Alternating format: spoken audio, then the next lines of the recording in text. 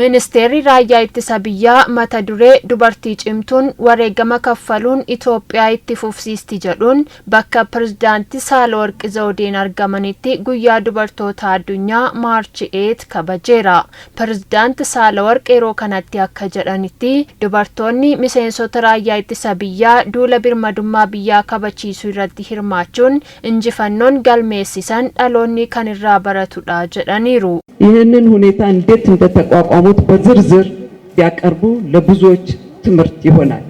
ለነሱም ትልቅ ነገር ነው dubartoonni miseensa raayyaa ittisa biyyaa rakkoon dabarsan hundaaf barnoota kan ta'udha jaraafis seenadha injifannoon fidan dirqama keenya jedhanii yaaduu danda'u garuu injifannoo fi gootummaan isaanii Itoophiyaanota hunda biratti beekamuu qaba wareegamaa fi aarsaa miseensonni raayyaa dubartootaa kaffalaniifis pirezidaanti Saahilewarq galata dhiyeessaniiru. አንዲት ሴት ወታደር በውጊያ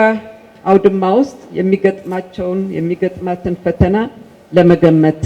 አያዳግትም። dubartiin loltuu taate tokko yeroo waraanaatti qormaata ishee mudatu tilmaamuun hin ulfaatu isin kana hunda darbitanii as keessaniittu loltoonni dubartootaa hundi dargaggootaa fi rakkoo hedduu kan dabarsanidha isin gootummaa agarsiistaniin biyyi keenya itti fufti kanaaf galataa fi kabaja malu laachuun kan hunda keenyati. Pirezidaanti Saahilewarq dabaluunis dubartoonni mirgaa fi iddoo isaaniif malu akka argataniif hundinuu qooda isarraa eegamu akka baatu waamicha dhiheessaniiru. የሴቶች ቀን የአንድ ቀን አይደለም ጉዳይ የአንድ ቀን አይደለም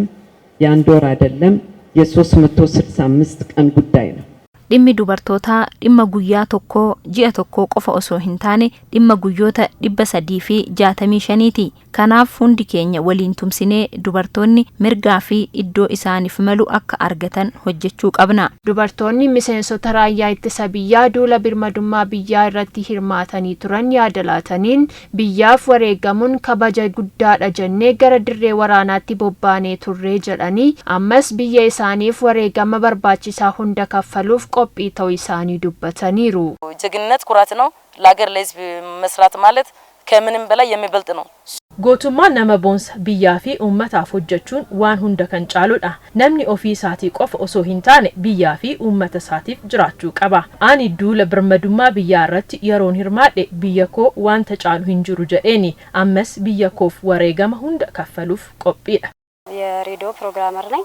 damee reediyoo irratti hojjechaa ture yeroon duula birmadummaa kabachiisaa ture hojiilee hedduu hojjedheera yeroo sanatti diinni odeeffannoo akka hin arganneef hojjedheera ammas biyya koof gahee koo nan gumaacha